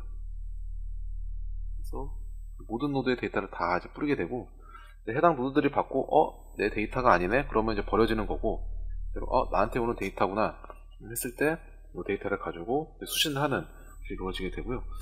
그러다 보니까 이제 모든 해당의 데이터를 보낼 때 모든 노드에다 다 데이터를 뿌리게 되니까 부하가 좀 많이 걸리게 되고, 전송 효율은 별로 높지는 않죠. 높지 않고, 일단 이제 뭐 효율성뿐만이 아니라 어떤 이제 보안적인 측면을 봤을 때도 이 다른 노드들이, 이 다른 PC들이 나한테 올 데이터가 아닌데 그 데이터들을 다 받아보게 된단 말이죠. 그래서 패킷 캡처, 스니핑 하기가 상당히 용이한 환경입니다. 허브는 뭐 최근에는 거의 쓰이지 않고요. 뭐 다 스위치로 이제 다 전환된 상태이기 때문에 허브를 볼 수 있는 환경들이 이렇게 많지는 않은 것 같습니다. 그리고 그 다음에 스위치, 가장 많이 쓰이는 네트워크 장비죠. PC 쪽에, PC라든가 뭐 서버 쪽에 이제 물리는 첫 번째 관문이기도 하고, 요 스위치 같은 경우에는 데이터를 아까 허브처럼, 더미허브처럼 데이터를 모두 전송하는 게 아니라 해당 데이터를 식별을 해서 해당 노드에다만 데이터를 보내주게 되기 때문에 또 스니핑하기에 좋은, 스니핑은 어느 정도 이제 방어가 되는 그런 네트워크 장비고요. 뭐 스위치 쪽에서도 데이터 캡처를 하기 위해서 여러 가지 기법들이 나오게 되죠. 어떤 포트 미러링 한다든가, 아니면 스위치 재밍을 통해 가지고 어떤 스위치에 대한 정보를 꽉 채워서, 스레이드대로 꽉 채워서 모두 다 데이터를 포딩하도록 만다든가, 아니면은 가장 많이 쓰는 게 스푸핑 하는 기법들이 있는데, 이 부분들을 이제 공격적으로 좀 더 살펴보도록 하고요. 다음은 이제 브릿지라는 장비가 있습니다. 데이터는 이 브릿지 장비는 이제 2계층에 속하는 장비고요. 최근에는 사실 크게 볼 수가 없는 장비입니다. 이제 맥 어드레스 주소를 가지고 데이터를 전송을 하는 역할들을 하고 있습니다. 그 다음에 이제 VLAN이라고 하는 개념이 있는데, 스위치 환경에서 앞에 살펴본 스위치라는 환경에서 해당 포트별로 이 해당 스위치 하나에 여러 개 이제 PC들이라든가 서버들이 물려있게 되면은 보통은 이제 같은 네트워크 대역을 사용하게 됩니다. 근데 이 포트 수는 많은데 여기 물리는 장비들이 서로 성격이 다른, 또 뭐 업무용 PC 그룹이 있을 수도 있고, 아니면 서버팜 쪽에 서버 대역이 있을 수도 있고, 뭐 다른 보안 장비 쪽 대역들이 있을 수 있는데, 스위치 장비가 이제 하나일 때는 기본적으로 이제 같은 다 네트워크 대역을 사용하고 있기 때문에 이제 이거를 가상으로 논리적으로 나눠서 1번부터 몇 번 포트까지는 VLAN 그룹 1, 여기서부터 여기까지는 그룹 2 해서 서로 논리적으로 데이터 영역, 그 네트워크 영역을 나눠버리는 거죠. 그래서 기본적으로는 이제 포트 단위로 이 물리적인 이제 RJ45 포트를 꽂는 이 물리적인 포트 단위로 나누기도 하지만, 네트워크 대역이라든가 맥 어드레스라든가 이 대역을 그룹핑을 하는 기준들은 여러 개를 설정할 수 있습니다. 중요한 거는 하나의 스위치 안에서 논리적으로 네트워크 대역을 나눠 사용할 수 있다는 거고요. 그리고 이제 그 VLAN 대역하고 이 1번이라는 대역하고 2번 대역 간에 서로 어떤 브로드캐스팅 정보라든가 정보들을 서로 이제 공유를 해야 될, 연결을 해야 될 필요가 있습니다. 이거를 트렁킹이라고 부르고요. 해당되는 프로토콜을 VTP라고, VLAN 트렁킹 프로토콜이라고 부르게 됩니다. 이제 라우터 설정 부분인데요. 일단 기본적으로 라우터 장비들이 현재 네트워크 장비 시장 점유율이 시스코 쪽이 가장 높다 보니까 시스코에서 사용하고 있는 컴프레션 정보를 기준으로 좀 설명을 드릴 거고요. 시스코 장비에는 기본적으로 iOS라고 하는 시스코 인터넷 그 OS라고 부르는 자체 운영 체제가 이제 오퍼레이팅 시스템이 탑재가 됩니다. 스위치도 마찬가지고 라우터도 마찬가지고 이제 iOS라고 하는 운영 체제가 장비에 기본적으로 들어가게 되고요. 이 장비에 대한 이제 명령어들도 명령어 체계도 또 CRL이라고 하는 이제 커맨드 라인 인터페이스를 제공하고 그 터미널 아까 말씀드렸던 텔넷 같은 환경으로 접속을 해서 텔넷이나 SSH로 SQL로 접속을 해서 명령을 내리고 설정을 보고 하는 그런 일련의 과정들이 있는데 이런 라우터 설정하는 거에 대해서 명령어에 대해서 가장 기본적인 명령어에 대해서 알아보도록 하겠습니다. 그다음 iOS는 이제 그 모드가 접속하는 모드가 여러 가지 모드들이 있습니다. 일반적인 이제 사용자 모드라고 하는 최초에 접속을 했을 때 디폴트로 시스코 이제 치고 들어가는 사용자 모드가 있고요. 그리고 이제 enable 모드라고 해서 프리빌리지 모드라고도 하는데 요 enable 명령을 통해서 사용자 모드에서는 어떤 설정 조회라든가 이런 현황이라든가 이런 거를 볼 수 있는 명령어만 사용할 수 있는 권한이 있고요. 실제로 컴프레이션 정보를 바꾼다든가 입력하고 수정하고 이런 정보는 사용자 모드에서는 접근할 수가 없습니다. 관리자 모드, 프리빌리지 모드로 접근을 해야 되는데 프리빌리지 모드로 en이라고 쳐서 enable 모드로 아이디나 패스워드를 입력을 하고 들어가게 되면은 실제로 어떤 컴프레이션 정보들을 변경할 수 있는 작업을 수행할 수가 있습니다. 그래서 이제 패스워드 enable 사용자 모드 계정이 이제 패스워드 따로 있고 이 관리자 모드 프리빌리지 모드에 패스워드가 따로 있는데 이거를 패스워드 설정하는 명령어는 enable 패스워드라고 하는 명령을 쳐서 패스워드를 입력할 수 있고요. enable 패스워드로 그냥 치게 되면은 이 패스워드 자체가 장비에 저장이 될 때 암호화가 되지 않은 상태로 평문 상태로 저장이 됩니다.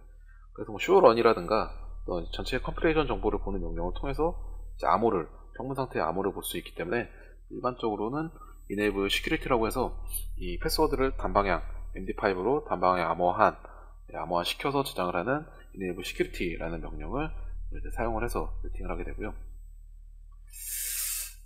그리고 다음에 네트워크 장비에 대한 그래서 좀 개괄적인 좀 장비들을 좀 나열을 해봤는데요. 네트워크 구성 자체는 좀 여러 가지 있을 수가 있습니다. 기본적으로 어떤 인터넷 환경이 있으면은 그 앞단에 이제 방어벽, 외부에는 접근을 차단하기 위한 방어벽이 위치하게 되고 그 뒤에 이제 백본 라우터 내지는 백본 스위치가 있게 되는데요. 라우터를 통해서 해당 영역별로 이제 그 밑단에 스위치들이 있게 되고 이 스위치 쪽에서 특히나 이제 서버 같이 어떤 서비스를 제공하는 쪽에서는 DMZ라고 해서 이제 별도의 요 스위치를 외부에서 접근할 수 있는 외부 인터넷에서 방에서 80 포트만 연다든가 해서 접근할 수 있는 이 DMZ 영역을 만들어서 이쪽에다가 또 외부에 서비스하는 서버들을 모아두게 되고 기본적으로 서버 부하를 이제 분산시키기 위해서 로드 밸런싱 L4 같은 장비가 L4 스위치가 들어가는 경우도 있고 서비스 종류에 따라서는 이제 웹 방화벽이 앞단에 위치하는 경우가 있고요.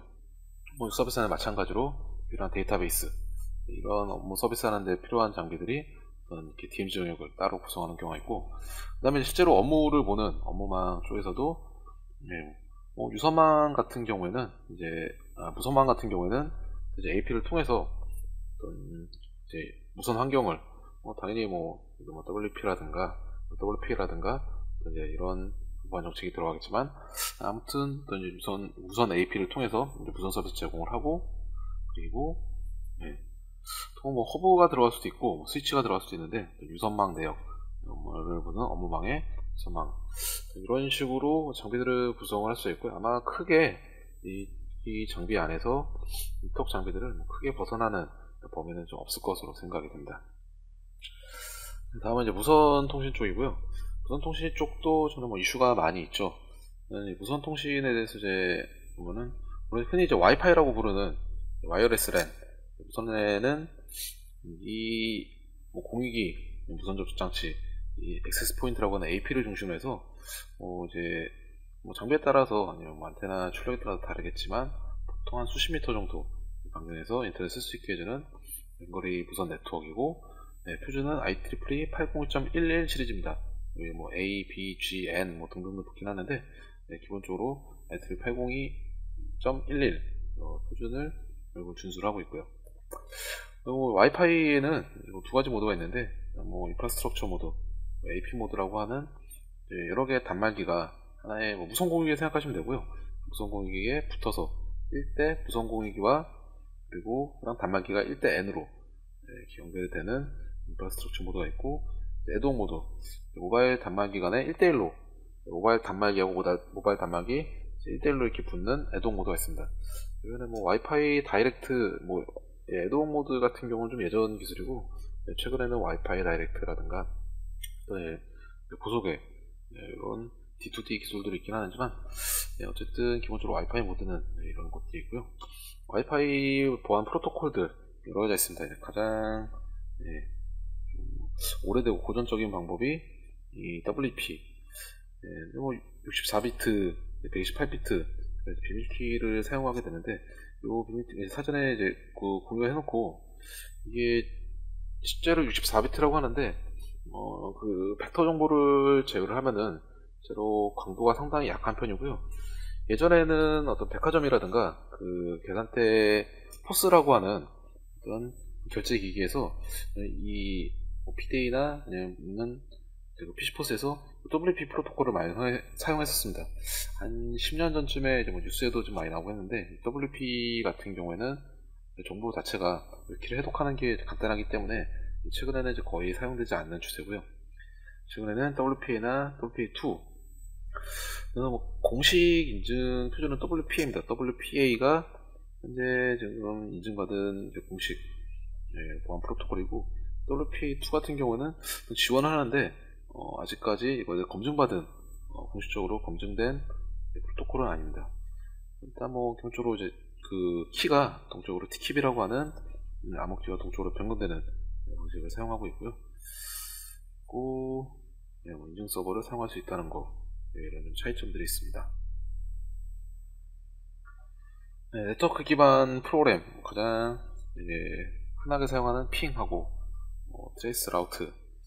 핑 같은 경우는 앞서서 말씀드렸지만 해당 어떤 서버에 이제 리퀘스트 정보, 에코 리퀘스트 정보를 보내서 거기에 대한 리플레이를 받으면은 시간, 주고받은 핑 ICMP 프로토콜이 이제 왔다 갔다 하는데 걸린 시간, 정보들, 디테일 값, 이런 정보들을 표시해줘서 네트워크 살아있다, 아니면 죽었다, 내지는 저 해당 네트워크 경로가 현재 그 서버하고 연결되어 있는데 품질이 어떤지, 요 응답 시간을 보면 알 수가 있죠. 요청을 보내고 응답 받는데 걸린 시간을 와서 어떤 품질이라든가 이런 것들을 확인할 수 있는 그런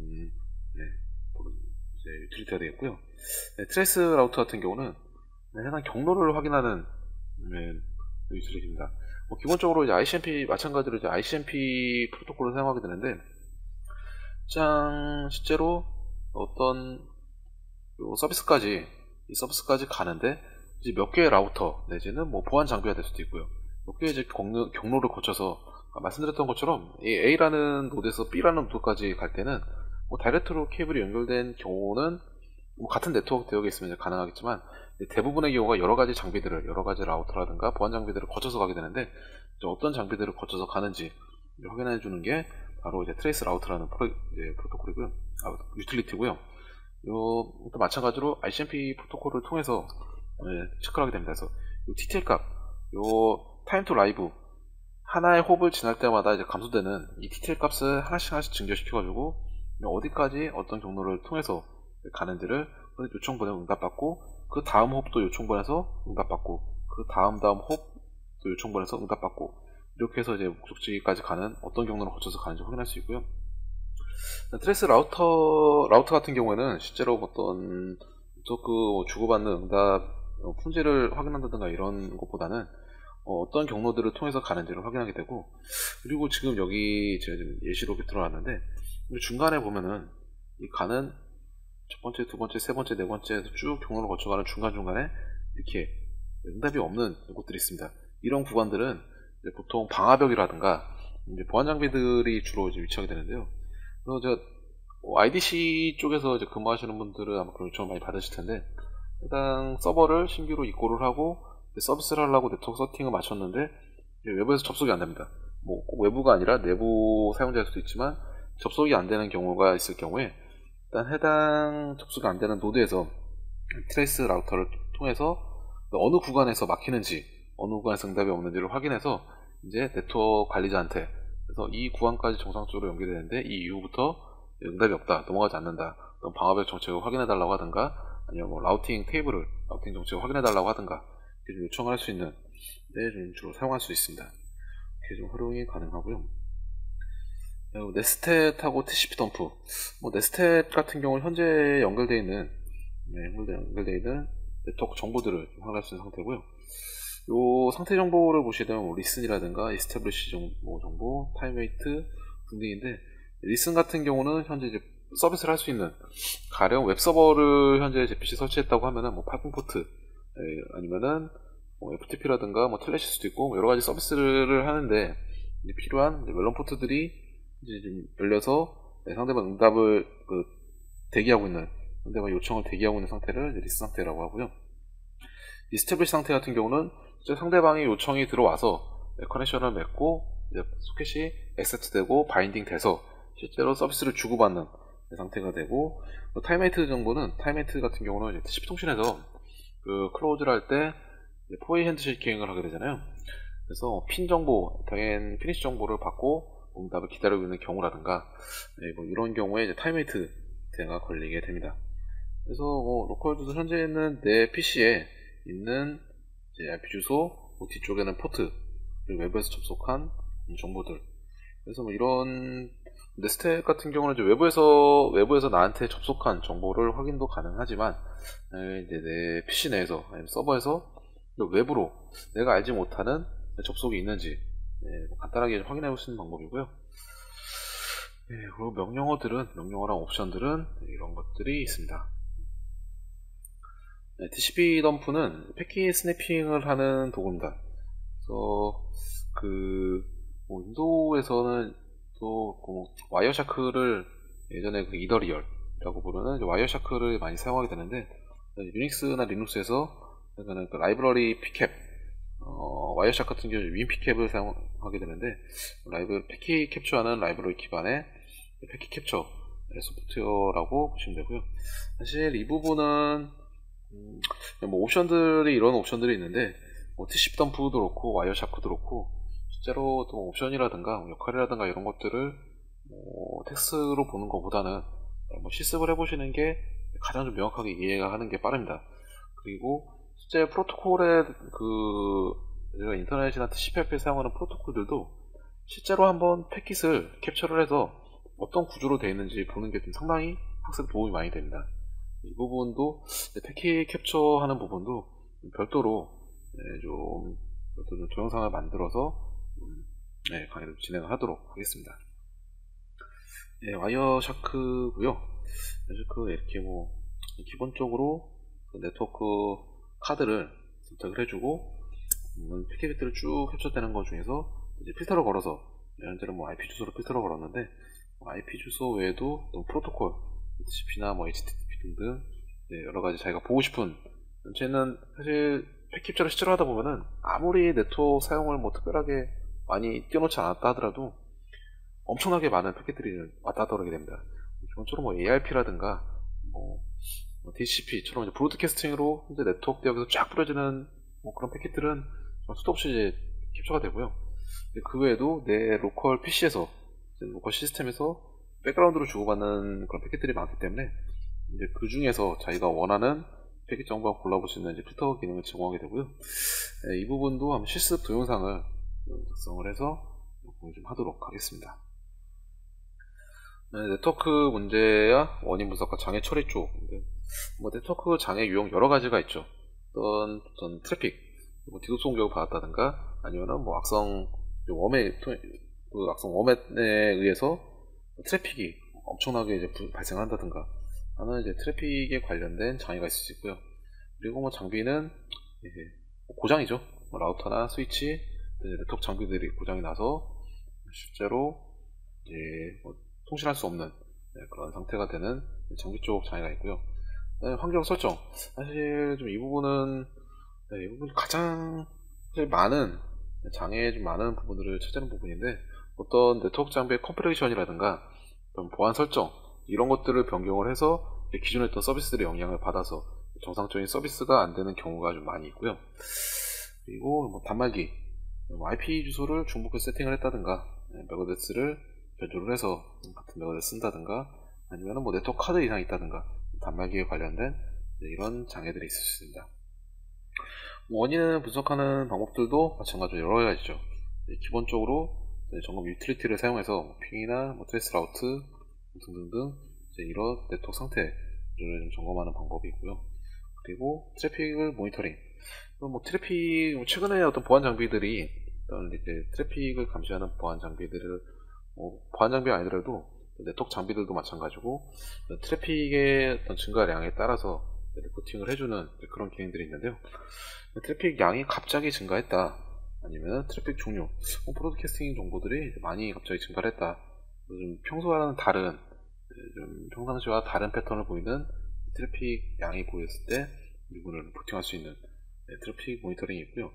그리고 뭐 OS라든가 서버라든가 네트워크 장비에서 나오는 각종 로그들, 요즘에는 별도의 통합 로그 분석, 통합 로그 수집 장비나 통합 로그 분석을 하는 장비들을 도입을 해서 각 시스템에서 나오는 로고들을 통합적으로 이제 분석하고 관리할 수 있는 그런 장비들이 좀 많이 도입이 된 것 같고요.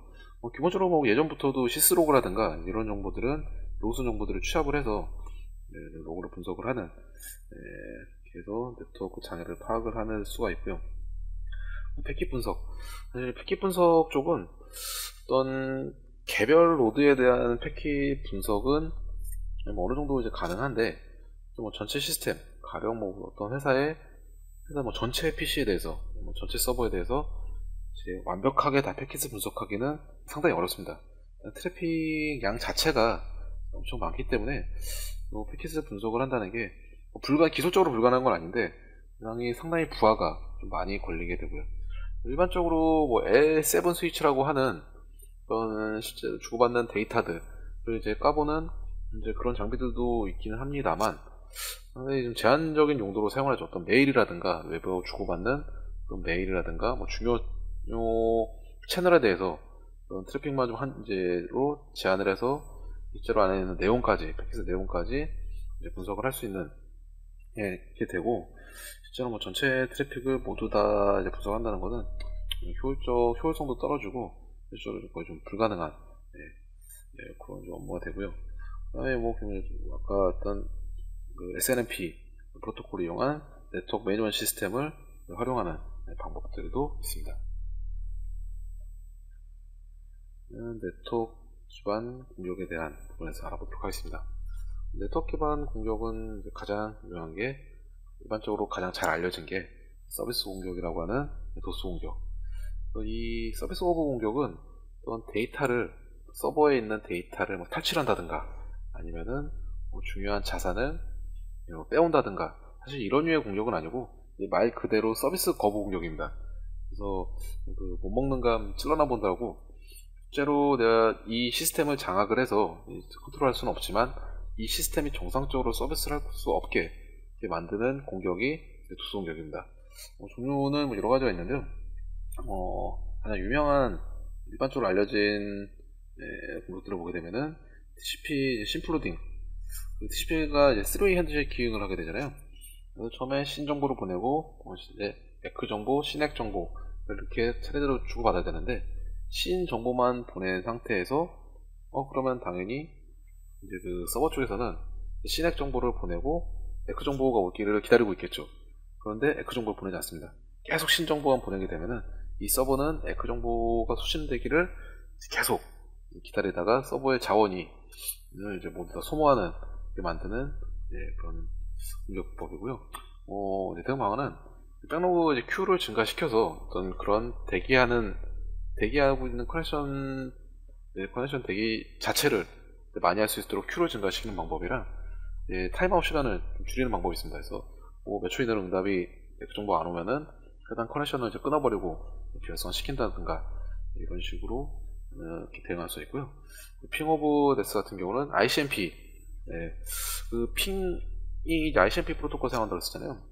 이거를 정상적인 크기보다 매우 크게 보내서 시스템을 이제 마비시키는 방법인데, 최근 OS에서는 다 이제 패치가 돼 있습니다. 이건 정말 이제 고전적인 공격 기법이고요. 최근 이제 OS에서는 모두 다 패치가 적용돼서 현재는 이제 쓸 수가 없는 공격이라고 보시면 될 것 같습니다. 렌더 어택이라고 하는 거는 TCP 쪽도 그렇고 보면은 출발지 IP하고 목적지 IP가 있습니다.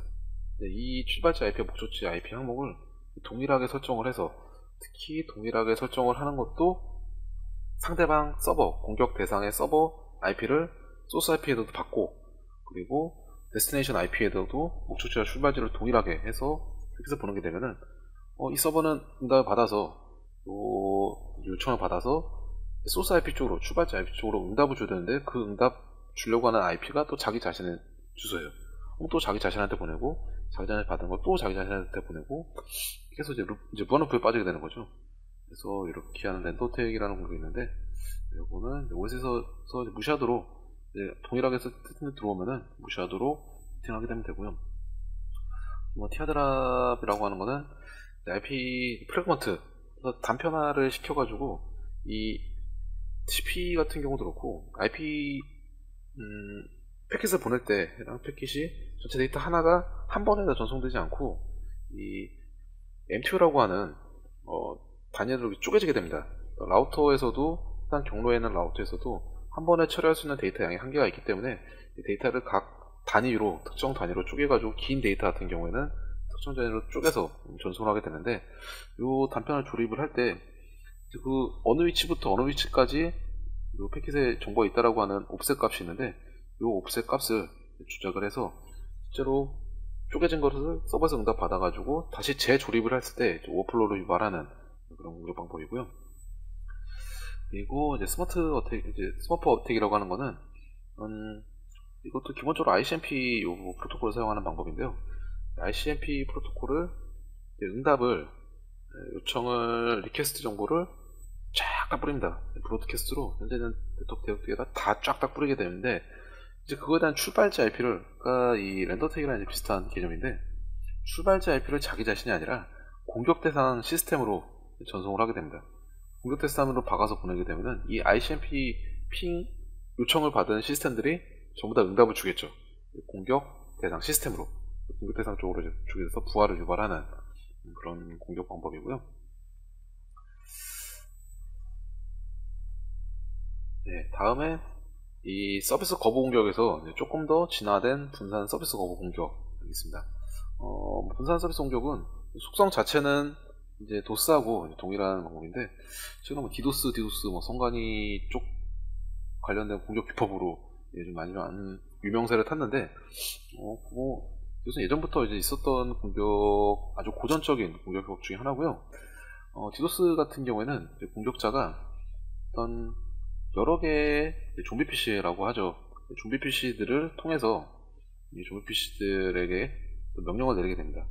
그래서 그 CNC 서버라고 하는 커맨드하고 컨트롤 명령을 내리고 제어를 하는 서버가 하나 있고, 그쪽 서버에다가 어떤 공격 명령어를 딱 날리게 되면은 이 좀비 PC들이 그 공격 명령어를 받아서 해당 공격 대상 서버 쪽에다가 많은 일반적인 공격은 트래픽 공격이죠. 트래픽을 보내게 하는 그런 분산 서비스 공격법이 있습니다. 다음은 네트워크 스캐닝 부분인데요. 네트워크 스캐닝은 여러 가지 이제 기법들이 있습니다.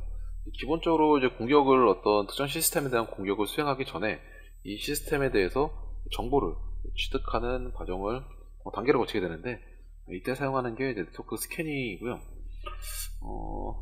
그리고 이제 핑거프린팅이라고 하는 거는 어떤 공격 시스템의 서버나 OS 정보, 아니면 환경 정보, 이런 것들을 좀 정보를 수집하는 겁니다.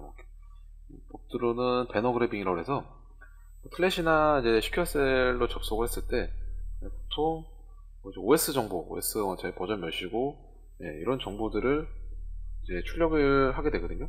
그래서 이런 정보들을 수집을 하는 방법이 있고, 디폴트로 보통 이제 이런 CentOS 몇 점 몇, 레드햇 몇 이런 식으로 OS에 관한 정보들을 처음에 아이디랑 패스워드 넣기 전에 제공하고 있기 때문에 이런 데서 정보를 취득할 수 있고요. 그리고 트레이스 라우트, 아까도 잠깐 말씀드렸던 것처럼 트레이스 라우트를 했을 때 중간에 이제 응답이 없는 구간들이 있습니다. 이런 경우는 이제 대부분이 방화벽이나 IDS 이런 보안 장비들이 위치하고 있구나 라는 걸 추측할 수 있고요. 운영체제별로 어떤 서비스하는 포트들이 다 다르기 때문에 포트 스캔을 통해서 윈도우인지 리눅스인지 이런 것들을 알 수 있는 방법이 있습니다. ICMP의 TTL 값을 통해서 어떤 응답 왔을 때 TTL 값이 이런 TTL 값에 대해서 OS별로 좀 서로 다르게 응답을 주게 되는데요. 이 값을 기준으로 OS를 추측할 수 있는 방법들이 있습니다. 그러면 이제 실제로 IP하고 포트를 대상으로 스캔을 하는 방법에 대해서 좀 알아보도록 하겠습니다. 스캔 자체는 Mmap 유틸리티를 좀 많이 사용을 하게 되죠. Mmap을 통해 가지고 스캔을 해서 해당 시스템에 대해서 많은 정보들을 취득을 할 수 있는데, 스캔하는 방식은 일단 크게 TCP 스캔. 그래서 TCP 같은 경우에 정상적인 경우에는 클라이언트에서 신정보를 보내게 되면은 서버에서 신액 정보를 주게 되고 액응답을 다시 보내게 돼 있는 게, 이게 이제 3-way 핸드쉐이킹이라고 하는 기본적으로 포트 열려 있는 경우에 쓰인되는 방법이고, 이제 해당 신정보를 보냈을 때 해당 포트가 닫혀 있을 경우에는 신액 정보가 온 게 아니라 리셋이라고 하는 리셋 그 정보가 오게 됩니다. 그러면은 이 클라이언트에서는 이 서버에 해당 포트 몇 번이 닫혀 있구나, 이거를 알 수 있는 거죠. 그래서 TCP 오픈 스캔을 통해 가지고 어떤 포트들이 열려 있고 어떤 포트들이 닫혀 있는지 기본적으로 알 수가 있습니다. UDP 같은 경우에는 UDP 다이어그램을 보내면은, UDP는 앞서 말씀드렸던 것처럼 UDP 자체는 응답을 별도로 응답을 주지 않은 비연결형 단방향 통신입니다. 그렇기 때문에 정상적인 경우에는 UDP 다이어그램을 보내게 되면은 응답이 없습니다. 응답이 없을 경우에는 포트가 열려 있다고 보는 거고, UDP 다이어그램을 보냈을 때 언리처블이라고 하는 이런 응답이 오게 되면은 포트가 닫혀 있는 경우인 것을 알 수 있습니다. 이 부분도 OS 패치를 통해 가지고 응답이 없게 네트워크 장비에서도 그렇고 할 수 차단할 수 있는 방법이 있긴 한데, 기본적으로는 UDP가 열려 있는지 닫혀 있는지도 판별이 디폴트로는 확인할 수 있는 방법이 되겠고요.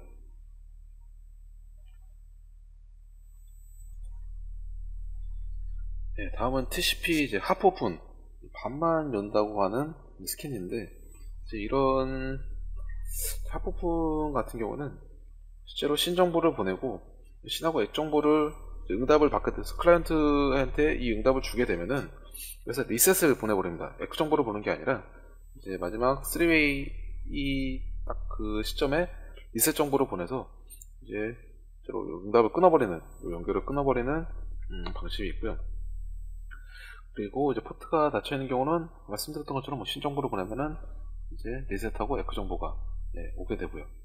이거는 TCP 오픈 스캔하고 포트가 닫혀 있는 경우는 동일한데, 하프 오픈인 상태에서는 에코 정보를 보내지 않고 리셋 정보를 보내서 연결을 실제로 응답을 받아서 연결 자체를 수행하지 않고 중간에 끊어버리는, 그래서 하프 오픈이라고 하는 스캔 방법이고, 그 다음에 은닉 스캔이라고 하는 스텔스 스캔이라고 하는 방법들인데, 여러가지 있습니다. 핀 정보, 널 정보, 그리고 여러가지 플래그 정보들을 한꺼번에 세팅을 해서 보내는 이런 엑스마스라고 하는 스캔 방식이 있는데, 포트가 열려있는 경우에는 신이라든가 널이라든가 아니면 다른 핀, 리셋 이런 것들을 쭉 세팅해서 보냈을 때 응답이 없고요. 포트가 닫혀있을 경우에는 이런 플래그 정보들을 세팅해서 보내게 되면은 리셋 응답이 오게 됩니다. 그래서 이걸 포트가 닫혀있는지 열려있는지를 확인할 수 있고요. 이런 포트 스캔을 하는데 가장 유명한, 일반적으로 많이 사용되고 있는 유틸리티가 Mmap이라고 하는 유틸리티가 있고, 이쪽으로 옵션들이나 그래서 앞서 설명드렸던 점들을 확인할 수 있는 이런 옵션들은 한번 좀 숙지를 하시면 될 것 같고요. 기본적으로 mmap 하이픈 해당 타겟 정보들을 옵션을 줘서 세팅할 수가 있습니다. 그래서 그 엠맵은 뭐 유닉스나 리눅스에서도 제공을 하고 있고요. 윈도우에서도 실제로 윈도우에서도